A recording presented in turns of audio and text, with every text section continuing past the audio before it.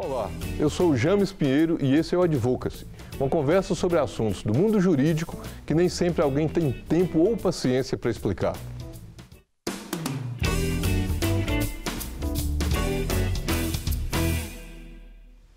Adolescente infrator e justiça restaurativa. Vamos direto ao ponto.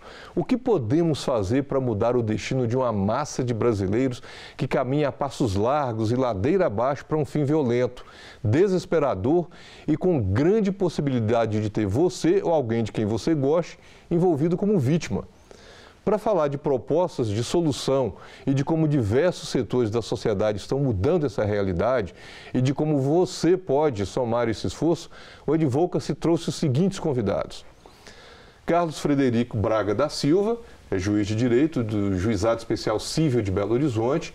Ele é doutorando na UFMG em Sociologia do Crime, do Desvio e do Conflito em Sistema de Cotutela, com programa de doutorado em Criminologia da Universidade de Ottawa, mestre em Direito Constitucional. Gabriela Casa Santa, que é servidora do Tribunal de Justiça de Minas Gerais, é facilitadora em Justiça Restaurativa e Mediação de Conflitos e também instrutora dos cursos de Conciliação e Justiça Restaurativa. Lucas Rola, que é promotor de Justiça e coordenador da Promotoria de Infância e Juventude Infracional de Belo Horizonte. Eu quero começar aqui o nosso programa agradecendo a professora Gabriela, os doutores Carlos e Lucas por estar aqui conosco num tema tão importante que nós vamos tratar. Aliás, dois, né? Justiça restaurativa e adolescente autor de arte infracional, da doutor Lucas. Adolescente em conflito com a lei. Em conflito com a lei. E o que é esse adolescente em conflito com a lei? Que nós conhecemos como adolescente infrator. Sim. Nós temos, assim, uma problemática muito grande, né? Hoje, não só na nossa cidade, né? Mas como quase que no Brasil inteiro, porque as camadas mais juvenis, mais novas, estão cada vez mais sendo cooptadas pelo crime. E os adolescentes têm uma visão de que eles não são punidos. E essa visão da não punição, ela acaba incentivando para que novos adolescentes ingressem nessa carreira, né, de crimes, e contribuam para essa problemática tão grande na nossa cidade, né? Hoje nós temos aqui em Belo Horizonte, né, uma forma bastante, que eu diria assim, mais eficiente para tratar dessa problemática, que é a instituição que inclusive esse ano já completa 10 anos de existência, que é o nosso CIA, né, que é o Centro Integrado de Atendimento ao Adolescente em Conflito com a Lei. O CIA, ele faz uma justiça bastante rápida, né? E é muito importante essa rapidez, até porque às vezes a gente tem um certo prejuízo com essa celeridade, mas que não atrapalha no todo, né? Mas é importante para mostrar ao adolescente que aquilo que ele faz terá uma resposta da sociedade de uma forma mais célere, né? Sim, e nós temos hoje, por exemplo, né, metade dos nossos casos são resolvidos no primeiro dia, ou seja, quando ele é já conduzido lá para o CIA, após a prática, né, do ato infracional nas ruas. Então, é praticamente ainda dentro daquele calor ainda, daquele momento que ele viveu, né? Do ato, né? Agora, doutor Lucas, o senhor falou do CIA, se eu não me engano, foi do CIA que foram divulgados os dados relativos ao adolescente em conflito com a lei de 2017, isso, né? Exatamente. De que compõem esses dados, assim? Quais atos infracionais têm sido assim, os números são maiores? Esse trabalho é realmente muito importante, que é publicado pela Vara Infracional através do site do TJMG, e ele ajuda a gente a visualizar essa questão toda de como que a gente deve estar atuando lá dentro do CIA, né? E a gente sabe, por exemplo, né, que nos últimos anos, né, os adolescentes, por incrível que pareça, estavam diminuindo a prática de crimes em Belo Horizonte, né? E, infelizmente, de 2016 para 2017, nós tivemos um pequeno acréscimo, mas que não chega também a criar assim, uma questão mais preocupante. Dentro do que a gente pode estar colocando assim, em linhas gerais, né, Hoje a gente sabe que o grande problema que a cidade enfrenta é relativo ao tráfico de drogas, né? E o tráfico de drogas, a maioria dos que são conduzidos para lá estão envolvidos nos crimes relativos a isso, né? Tanto como no tráfico, bem como na questão do uso da droga, né? Que, apesar de haver controvérsias ainda, né? Mas ainda constitui crime, né? No nosso ordenamento penal, né? E a questão do roubo, né? Que talvez também seja um pouco preocupante, porque incomoda demais a cidade. Pois é. Aí, doutor, da sua fala aí, o adolescente ficou com a sensação de impunidade. Né? A sensação de impunidade, a sociedade também fica com essa sensação de falar tanto, o adolescente foi lá, participou de um ato qualquer, depois ele assume e libera o adulto. E aí eu perguntaria até aqui para o doutor Carlos, não tem condenação para o adolescente, não tem, como a gente costuma dizer, ou é a linguagem corrente, não vou nem dizer a gente costuma dizer, né? Não tem punição para o adolescente. Ele não responde pelo ato que ele pratica, doutor Carlos? Obrigado pelo convite. Eu queria só fazer, para ajudar-me a responder essa pergunta, eu queria me apoiar aqui na resposta do doutor Lucas. O que acontece é o seguinte, no Brasil, a partir dos 12 anos de idade, nós já temos a responsabilidade penal do adolescente. Então, a partir do momento que se acredita nisso, eu acho extremamente importante esse programa, porque ele vai comunicar aquilo que é a realidade. Muitas vezes, o adolescente fala, né, na linguagem deles, isso não dá nada para mim. Só que... Eu vou segurar aqui, né? Deixa que eu seguro. Quando eles chegam lá e vê que ele pode ser privado da liberdade de uma maneira muito similar à do adulto, privação total, custodial da liberdade, muitas vezes ele se assusta. O que acontece é que no Brasil, assim como vários outros locais do mundo, desde o século passado, a justiça é diferente da justiça dos adultos. Então, o pensamento é diferente e a filosofia de intervenção é diferente.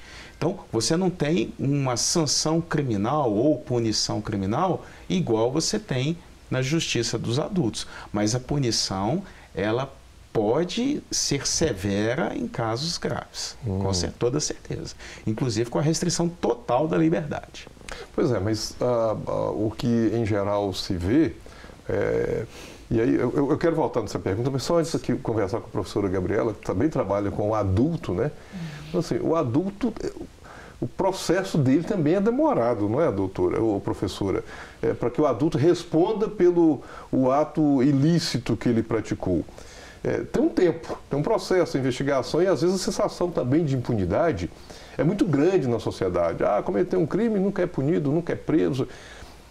Na verdade, assim, para a sociedade só tem sensação de que foi responsabilizado e respondeu pelo crime, se for preso, né? Se não for preso, qualquer outra medida parece que a pessoa ficou impune, etc. E aí com o adulto também, até chegar nesse momento, tem uma sentença e tem uma pena lá, seja lá qual for determinado para o adulto, é um processo longo e um pouco demorado, não é? Sim, eu trabalho no juizado criminal, que é de crimes de menor potencial ofensivo. Né? E a gente percebe que o processo, como a gente está falando aqui de criança, muitos que chegam, né, adultos chegam na criminalidade, às vezes passou por uma infância... São nossos clientes, né? Com histórico problemático. Por isso, eu gostei do tema da justiça restaurativa, que é uma ideia de trazer uma consciência da responsabilidade dos seus atos, o que o seu ato gera numa outra pessoa, podendo mudar, funcionar como uma chave de mudança para que a criança não se torne um adulto que pratica crimes. Agora, voltando aqui do adolescente ainda, doutor Carlos, o senhor mencionou aí, assim, a partir dos 12 ele responde. Sim. E que medidas são essas? Porque, assim, o adolescente, ele pode perder também a liberdade dele, é restritiva. Integralmente. Ele pode como responder, adulto, né? pode receber uma sanção de internação, que é a total restrição de liberdade por até 3 anos. Sim. A semi-liberdade, que como o próprio nome já diz, é uma restrição parcial da liberdade, que vai incidir principalmente nos dias de semana, à noite e durante os finais de semana. E tem as medidas em meio aberto, que é a prestação de serviço à comunidade, a liberdade assistida, pode ser condenada à reparação do dano e também pode sofrer uma coisa que a gente chama de liberdade assistida ou advertência. O que acontece é o seguinte, é que, fazendo um gancho com a pergunta para a professora Gabriela, é que a sociedade talvez confie demais, mais do que deveria, num sistema meramente punitivo ou excludente dos outros mecanismos que existem na sociedade, como, por exemplo, a religião, o trabalho, a profissionalização, a educação, a cultura e vários outros que a gente poderia listar aqui, esporte e outras coisas. O que tem se mostrado no mundo inteiro, James, é que não adianta você simplesmente restringir a liberdade de uma pessoa. E isso não necessariamente vai produzir os efeitos que a gente esperava que produzisse. Ou seja, não basta prender para a pessoa se recuperar, né? Não, muito antes pelo contrário, né? O que a gente tem visto é que as antigas teorias chamadas da retribuição, olho por olho, dente por dente, mandar uma mensagem contra a impunidade ou fazer a reabilitação dentro do cárcere, isso na verdade são teorias, coisas em abstrato. O que tem tido mais eficácia nos países que estão conseguindo vencer a luta contra a criminalidade, que infelizmente não é o caso do Brasil, é a chamada reabilitação sempre que possível dentro do seio da sociedade. Agora, doutor, não tem um pouco assim do nosso sentimento de vingança quando se pretende que o adolescente, e até pegando aqui rapidamente o gancho, e o adulto vá preso? Ele cometeu um crime, tem que ir preso. Tem mais a ver com o nosso sentimento do que, na verdade, a eficiência da medida adotada. Na verdade é o seguinte, as antigas teorias do crime, essas teorias que a gente está falando, que todo mundo conhece, que faz parte da nossa sociedade, que é retribuição, pagar pelo que fez, tem que mandar uma mensagem que a impunidade é o problema do Brasil, ou falar que ele tem que ir para a cadeia para se reabilitar dentro da cadeia, isso na verdade são teorias que nunca se provaram, muito antes pelo contrário. Hoje em dia o principal problema criminal do Brasil, disparado, está dentro da cadeia, que são as facções. Então, infelizmente, se a gente pegar uma massa de jovens e colocar em contato com essas pessoas que comandam as facções no Brasil hoje, o que a gente vai ter é uma bomba relógio que eu não sei se o país vai ter condições de suportar ainda mais um acréscimo de violência. É importante, esse programa, na minha visão, é extremamente importante, da gente falar em reações sociais graves, sanções sérias, mas que não necessariamente levam à prisão. Existem inúmeras alternativas. Uma delas é a justiça restaurativa. A justiça restaurativa, né? É uma nova orientação para o aparelho de justiça. Mas nós vamos falar, eu só vou pedir um minutinho seus aqui para a gente fazer um intervalo e voltar nesse assunto que me pareceu assim bem próprio. Nós vamos fazer uma pausa para o nosso tradicional café, que foi comprado após rigorosa auditoria. Enquanto isso, envie a sua dúvida, suas críticas para as nossas redes sociais. Nós voltamos já.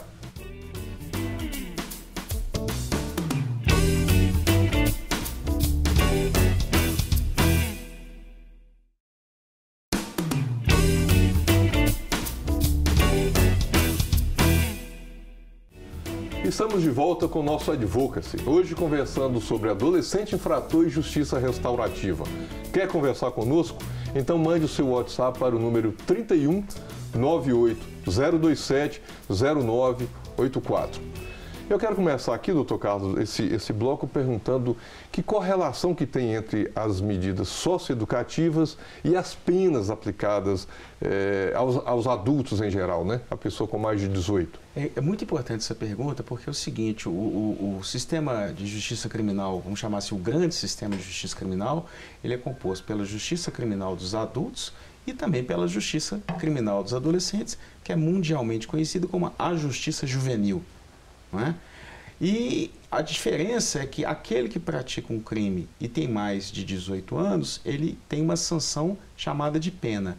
E aquele que pratica uma conduta que é equivalente a um crime, correspondente a um crime, e tem menos de 18 anos, ele pode receber uma sanção que se chama sanção medida socioeducativa, que é proporcional às condições dele, à gravidade da infração, às circunstâncias que ele se envolveu e, especialmente, tem outros inúmeros requisitos que devem pautar um discurso judiciário nesse assunto, mas sempre visando a reabilitação, a reinserção dele na sociedade e com principal característica pedagógica, diferente do justiça, né, de adultos. Há 100 anos atrás, um psicólogo americano que se chamava George Mead escreveu um livro no qual ele fala que na justiça juvenil estão ausentes a parafernália de procedimentos hostis que estão presentes na justiça criminal de adultos, né? E a justiça da infância e juventude, ela é baseada principalmente na Convenção Internacional dos Direitos da Criança, Sim. de 1989, que é a convenção mais ratificada das Nações Unidas. São 194 países que fazem parte dessa convenção e que é claro que no Brasil ela tem que ainda procurar a sua aplicação conforme o contexto do país.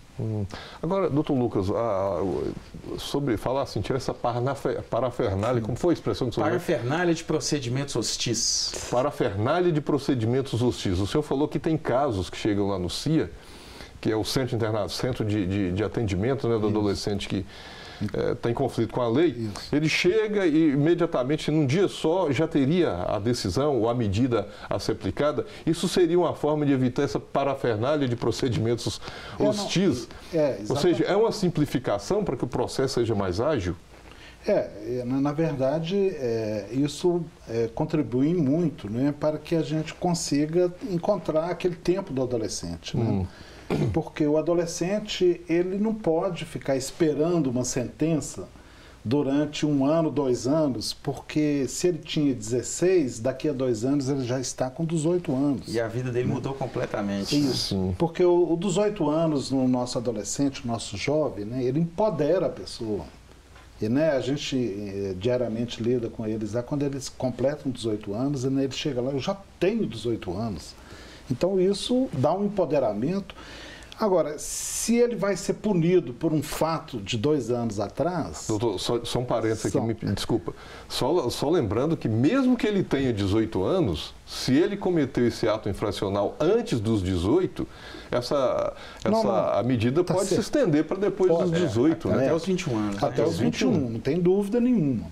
Porém, assim, é uma questão que talvez assim não traga um efeito que possa realmente estar beneficiando não só o jovem, né, mas como a própria sociedade, porque não interessa para ninguém que aquele menino de 16, 17 anos, depois na vida adulta, passe a responder para o sistema prisional brasileiro. Né? Nós estamos querendo que ele continue estudando, que ele consiga depois uma atividade profissional, né? E então essa é uma questão muito complexa, porque se ele for ser punido depois de 2 anos, depois que ele completou 18 anos, vai tirar dele aquela característica dele cumprir uma medida socioeducativa. Perderia, assim, não atingiria o resultado que se espera a aplicação da medida, de forma nenhuma, né? Mas, porque doutor, aqui... nós temos um quesito muito importante, que é a atualidade da aplicação da medida socioeducativa. Se a gente ultrapassar essa atualidade, né, porque o jovem é muito sutil isso, né? Se a gente perde aquele tempo de realmente estar aplicando a ele aquela medida socioeducativa, ela não vai surtir efeito nenhum. Agora, então, o doutor seria Carlos... um trabalho inútil, né, até, né? Sim, não dá o resultado que se espera, né? O doutor Carlos comentou aqui da medida de internação, que é uma privativa de liberdade. Isso. Tira, coloca no centro de internação e ele fica lá como um adulto, também fica fora da convivência social, do convívio social. É de 3 anos o limite, né? Quando a sentença é zarada, ela não vai falar qual que é o tempo que ele vai ficar contido. É diferente do adulto. É no máximo 3 anos. É no máximo 3, mas aí o juiz vai avaliando. 3 anos, o senhor, na sua avaliação, isso é o suficiente? Eu não esqueço que quando a gente discutia, ele falava, para um adolescente que tem 15 anos, 3 anos é 20% da vida dele praticamente, né? Muito tempo para quem tem 15 anos. Para quem tem 30 anos, 40 anos, 3 anos é pouca coisa. para quem tem 15 já é muito tempo. Aí a minha pergunta, não seria o caso de discutir sobre a mudança desses números, perdão, de aumentar ou diminuir essa medida de internação e dar semi-liberdade, inclusive? Isso. Na verdade, a gente sabe, né, que a sociedade ela debate bastante essa questão, né? A gente sabe que a maioria das pessoas, infelizmente, querem que haja o rebaixamento da idade penal, né? Ou seja, né, de 18 anos para 16, por exemplo, porque tramitam no Congresso Nacional inúmeros projetos de leis, né? 35 emendas constitucionais. Pois é.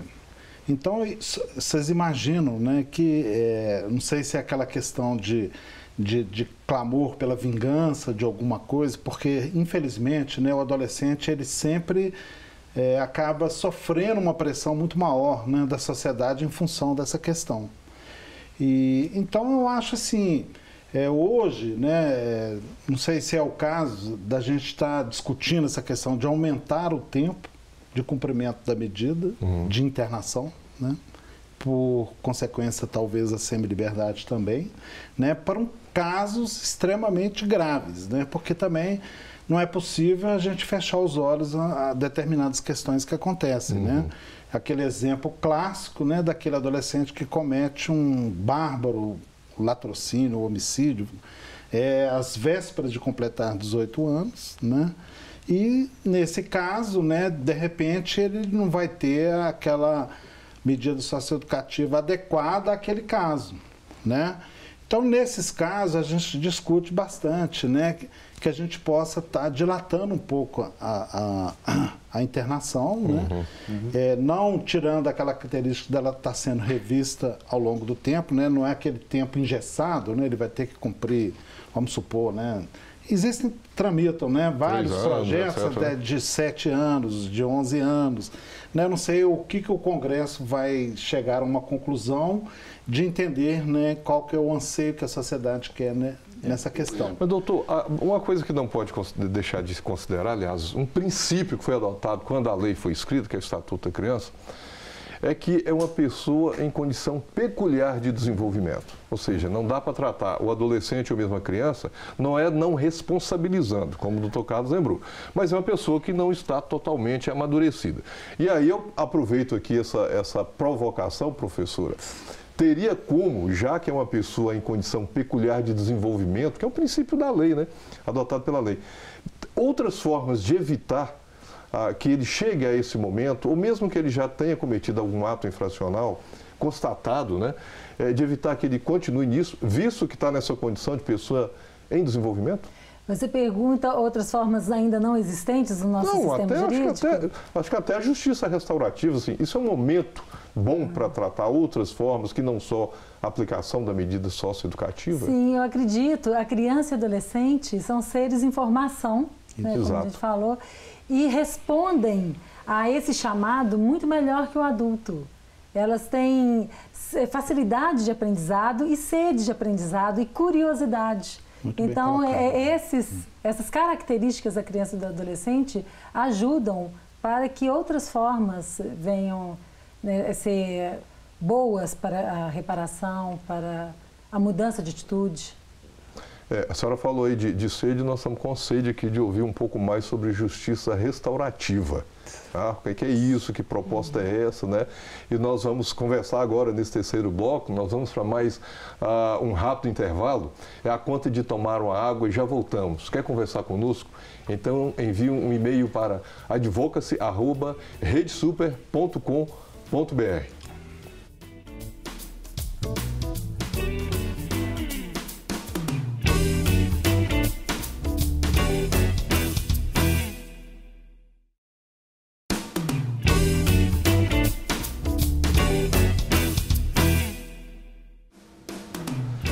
E já estamos de volta conversando sobre adolescente infrator e justiça restaurativa. Lembrando que todos os nossos programas estão no YouTube da Rede Super. Então acesse, assista e sinta-se à vontade, pois o Advocacy é nosso.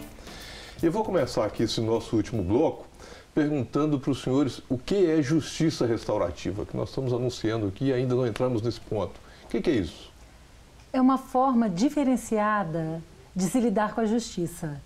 de se lidar com crimes, com situações problemáticas, que podem ser de violências e até crimes. É diferenciado porque na justiça restaurativa, os envolvidos são convidados a participar ativamente da solução para o problema enfrentado, junto com pessoas de sua comunidade de afeto. E aí, doutor Carlos? Eu vejo a fala da professora com muita alegria, porque eu vejo que é muito uma questão muito da prática do servidor, que é imprescindível para a justiça. Na condição de magistrado, que é uma outra parte da justiça, que é composta também de magistrados e servidores, eu vejo a justiça restaurativa como uma orientação para como a justiça deve atuar, como um juiz deve pautar as suas ações argumentativas, as suas ações interpretativas, as suas ações discursivas e elaborar a sua decisão. Então, a justiça restaurativa ela faz perguntas. Quem foi prejudicado com esse ato? Quem tem um interesse na solução desse processo? O que pode ser feito para a solução desse processo? É necessário que tipo de sanção criminal nesse caso? Às vezes a prisão não é necessária, existem várias outras maneiras dialógicas e técnicas e previstas em lei para a solução do assunto. Então a justiça restaurativa é uma nova filosofia de intervenção a pautar o comportamento dos atores que trabalham no sistema de justiça, visando incrementar cada dia que passa mais a proteção da sociedade pelo asseguramento dos direitos e não essa proteção policial, não é? E só que nós vamos mudar o mediador. Em vez de a gente utilizar o mediador prisão, que é exclusão social e sofrimento, nós vamos trabalhar com o mediador inclusão nos sistemas sociais, pelo asseguramento dos direitos fundamentais.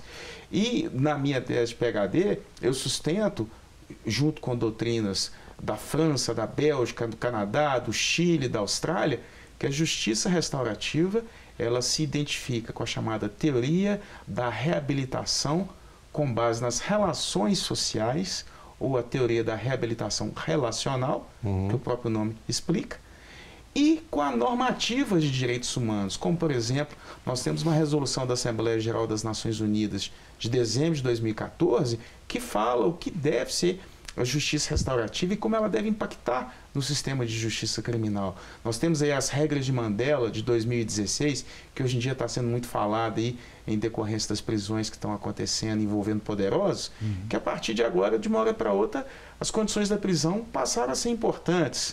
Antigamente não eram. Não é? Então, essa maneira de intervir de forma mais dialógica, sempre visando a proteção da vítima, a proteção da sociedade pelo asseguramento dos direitos, que proteção da integridade física é a função da polícia militar. Mas nós que trabalhamos no direito, nós trabalhamos com o direito como uma ideia. E essa ideia de melhorar cada dia que passa mais as nossas relações sociais é a ideia fundante da justiça restaurativa. Mas aí, nesse caso, como que na prática, o que seria isso, né? Essa justiça restaurativa? E outra coisa, seria um processo também, um processo judicial, digamos assim? Olha, é o seguinte, o que faz um juiz? O juiz escreve, juiz interpreta, juiz publica as decisões, atende o Ministério Público, conversa com o Ministério Público, atende o advogado, conversa com o defensor público. Essa filosofia de intervenção, ela vai orientar a ação do juiz. Então, ao invés de ser um juiz retributivo, vai para a cadeia, ou um juiz que vai querer acabar com a impunidade, eu vou te punir para mandar uma mensagem para que não tenhamos mais crimes, né? Ou vou te reabilitar dentro do cárcere. Ou seja, reabilitar na prisão, em matéria de Brasil hoje, é brincadeira, com todo respeito. Lembrando que o Supremo já declarou que o nosso país vive um estado de coisas inconstitucional no que diz respeito à falência do sistema carcerário.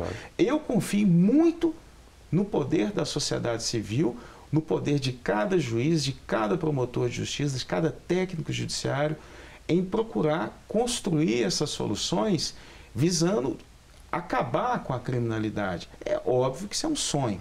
né? Como utopia, né? Mas assim, se a gente falar, vamos acabar com a prisão hoje, isso é um pesadelo, né? Mas no futuro é um bom sonho a gente pensar nisso.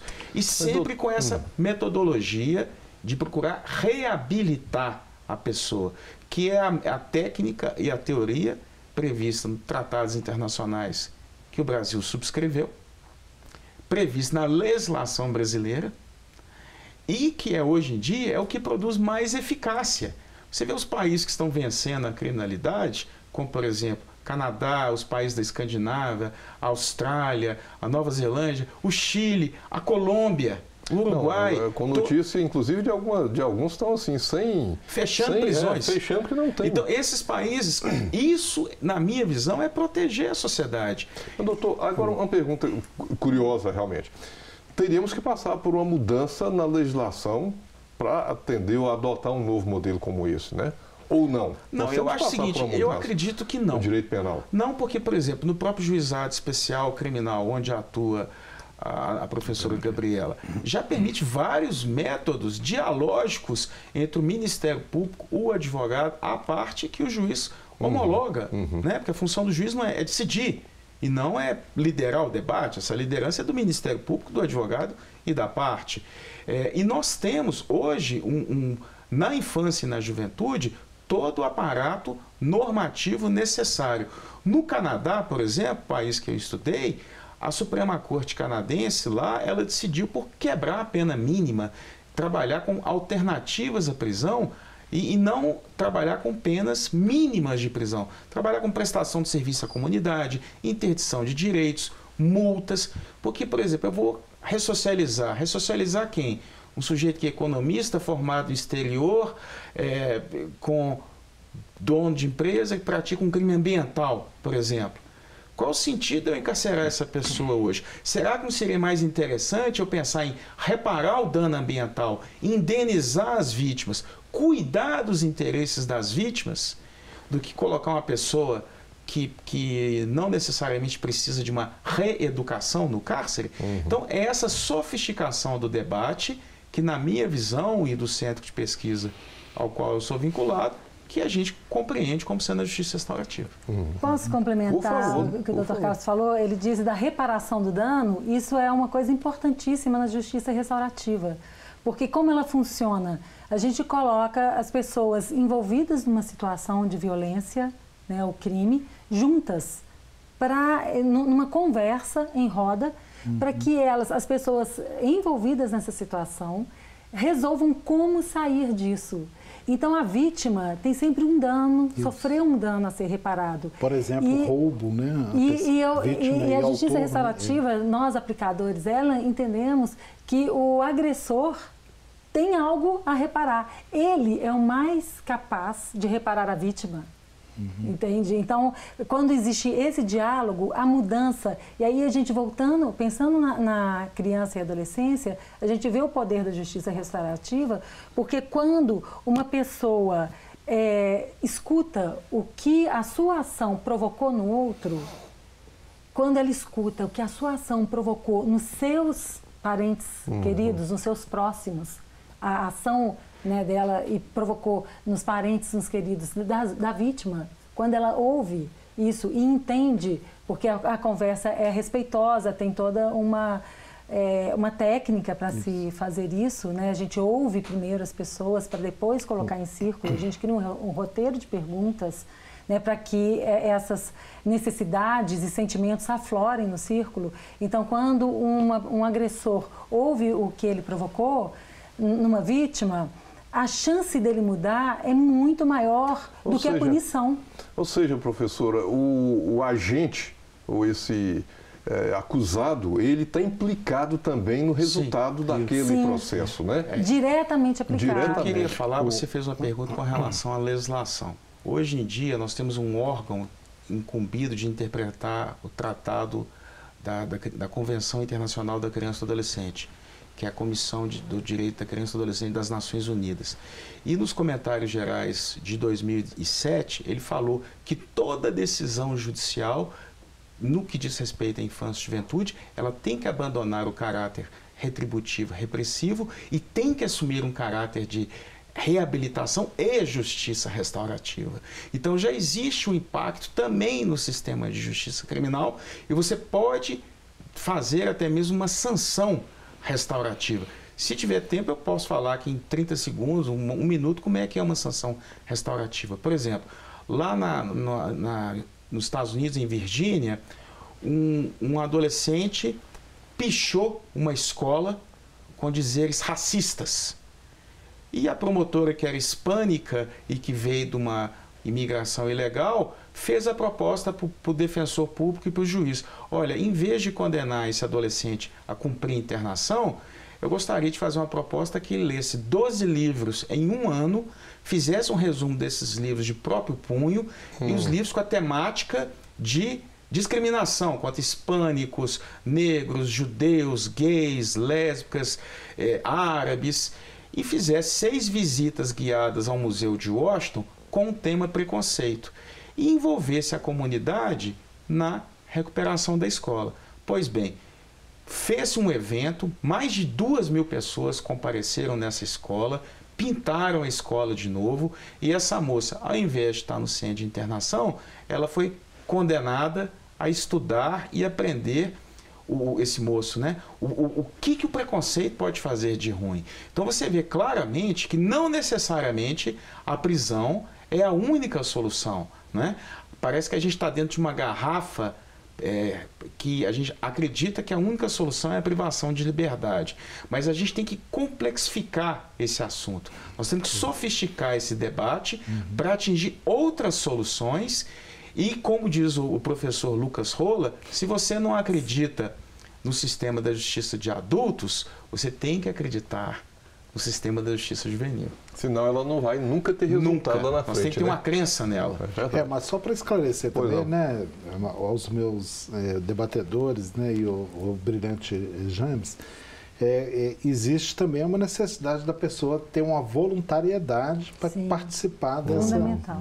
Isso tanto da parte da vítima como da parte também do porque a punição é imposta, né? A restauração e aí, a partir daí surge a possibilidade da restauração. Eu queria botar uma azeitona nessa empada, isso você me permite a informalidade do Não, termo? por favor, nós estamos chegando aqui ao finalzinho, eu acho que nós vamos ter que voltar para falar, porque eu queria até saber da justiça restaurativa na escola, como que isso se dá, né? Não vai dar tempo, que nós já estamos ali no finalzinho. Está começando, né? Agora nas escolas. Mas isso é muito importante, porque isso é muito recorrente. Porque eu acredito, junto com uma linha importante de pesquisas do Canadá e da Bélgica, que você pode sim impor sentenças restaurativas. Eu acredito que o diálogo é importante, porque se você acreditar só em voluntariedade, né, que muitas pessoas falam isso, você está abrindo mão de uma lente reabilitadora e muito potente para a solução de um conflito. Então eu acho que dentro do ambiente do Poder Judiciário, você pode impor justiça restaurativa através de uma sanção. Sabe? Porque o Poder Judiciário está acostumado com a coerção, e se a gente lida com o dia inteiro, o promotor, o advogado, o juiz, o tribunal, então eu acredito que se a gente está impondo um comportamento positivo para uma pessoa, como por exemplo, você está condenado a fazer um curso no Corpo de Bombeiros, como nós já fizemos aqui, é claro que o objetivo final é a reabilitação. Sim. Então eu gostaria de fazer esse ponto aqui, que eu acho que talvez não no momento da prática restaurativa, mas a justiça restaurativa ela é compatível com a sanção. Eu concordo, né? Não vou, quem sou eu para contestar o nosso grande professor Carlos Federico, mas é uma situação que a gente tem que viver ainda, de vivenciar. Nós né? temos E que criar atualmente isso a gente juntos. nós não temos ainda, né, uma resposta uma proposta positiva, nova. uma proposta, né, que a gente sabe realmente que a questão do cárcere hoje não está tendo um sucesso, né? A própria sociedade é que está ficando refém disso. Na verdade, então temos que partir para essas novas práticas, né, que poderiam estar solucionando questões. Né? Eu ia falar exatamente isso, assim. O modelo que tem a gente já viu que não está dando resultado. Você falou na escola, né, que é importantíssimo, né? Porque Crucial. Aquele jovem que está na escola já crescer dentro dessa vivência, né? Seria essencial. Deixa eu só complementar rapidinho. É porque o nosso tempo acabou aqui, eu acho que nós vamos ter que voltar aqui no outro para falar da escola, adolescente, etc. Porque é uma coisa muito recorrente. No ambiente da escola, a voluntariedade é indispensável, porque o próprio ambiente não comporta a intimidação que é normal no Poder Judiciário. Bom, gente, nós vamos voltar para falar dessas alternativas, justiça restaurativa, acho que na escola é uma coisa muito importante. Os novos modelos, que os que têm já estão aí demonstrados, provados que não estão dando resultado. Obrigado, professora. Está convidada a voltar para o tema sobre justiça restaurativa. Doutor Carlos também, doutor Lucas. Eu e vamos falar da escola. A oportunidade. Aqui na próxima. Nós chegamos aqui. Né? Com certeza. Nós chegamos aqui ao fim de mais um Advocacy. Fica o convite de continuarmos com essa conversa nas nossas redes sociais. Quer ser parte da solução e não de um problema? Envie um e-mail para o advocacy@redesuper.com.br e até o nosso próximo programa.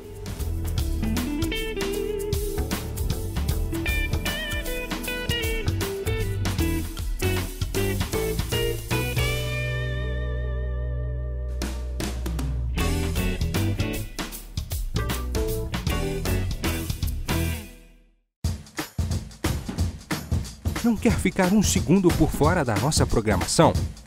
Agora você pode nos acompanhar através das plataformas digitais. Queridos amigos e amigas, preciosos irmãos e irmãs, não perca tempo. Acesse, curta e siga-nos. Fique por dentro de tudo o que acontece aqui. Rede Super, inspirando você.